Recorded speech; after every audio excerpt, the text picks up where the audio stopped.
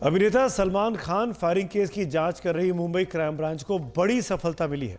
मामले में गिरफ्तार आरोपियों की शिनाख्त पर पुलिस ने सूरत में तापी नदी से उन बंदूकों को खोज निकाला जिनसे आरोपियों ने सलमान के घर पर फायरिंग की थी। 2 दिनों की लगातार कोशिश के बाद आखिरकार मुंबई क्राइम ब्रांच सूरत की तापी नदी से वो बंदूक खोजने में कामयाब रहा जिससे आरोपियों ने फायरिंग की थी। मुंबई क्राइम ब्रांच यूनिट 9 के सीनियर पीआई और एनकाउंटर स्पेशलिस्ट दया नायक के नेतृत्व में पुलिस टीम दोनों आरोपियों को लेकर सोमवार की सुबह ही सूरत पहुंच गई थी। आरोपियों की शिनाख्त के बाद तापी नदी पर बने रेल पुल के पास गोताखोरों की मदद से पुलिस 2 पिस्तौल, 4 मैगजीन और 17 कारतूस बरामद करने में कामयाब रही। इस सर्च ऑपरेशन के लिए हम सोनार मशीन, 2 बोट, डाइवर्स और मैग्नेट्स और बाकी और चीजों का इस्तेमाल कर रहे हैं। पिछले तकरीबन 30 घंटों से ये सर्च ऑपरेशन शुरू है।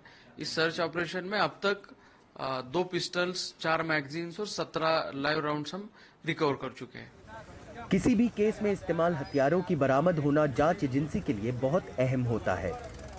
इंडियन एविडेंस एक्ट के हिसाब से कोई भी हथियार जब रिकवर होता है तो उसका पंचनामा होता है। उसमें का जो आरोपी होता है वो आरोपी पुलिस को उस जगह पे ले जाता है और खुद बताता है कि हमने ये हथियार को यहाँ डाला है।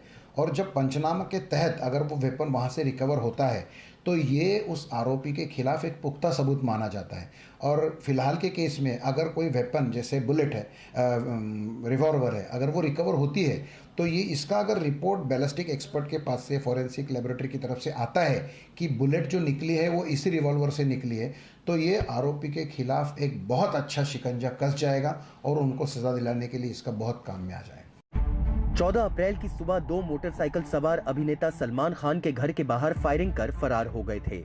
दोनों गुजरात भागने में कामयाब तो हो गए थे, लेकिन मोटरसाइकिल बांद्रा में माउंट मेरी चर्च के पास ही छोड़ दी। उसके जरिए पहले पुलिस मोटरसाइकिल के असली मालिक और फिर उसके बाद दोनों के किराए के मकान तक जा पहुंची, जिसके एग्रीमेंट में दोनों ने अपना असली आधार कार्ड लगाया था। नतीजा 36 घंटे के भीतर क्राइम ब्रांच दोनों आरोपियों को पकड़ने में कामयाब हो गई। यूं तो पहले से शक था कि मूल रूप से बिहार के रहने वाले विक्की गुप्ता और सागर पाल के पीछे लॉरेंस विश्नोई गैंग का हाथ है, लेकिन पूछताछ में जब साजिश की परतें खुलनी शुरू हुई तो अनमोल विश्नोई और लॉरेंस विश्नोई के तार जुड़े और फिर पुलिस ने दोनों को आरोपी बना लिया है।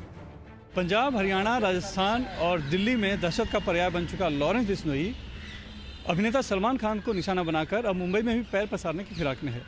जाहिर है मुंबई पुलिस के लिए बड़ी चुनौती है, इसीलिए वो उसे गिरफ्तार करने के साथ ही मामले में मौका लगाकर शुरू में ही उस पर नकेल कसने की कोशिश कर सकती है। मुंबई से कैमरामैन संतोष पालवनकर के साथ सुनील सिंह, NDTV इंडिया के लिए।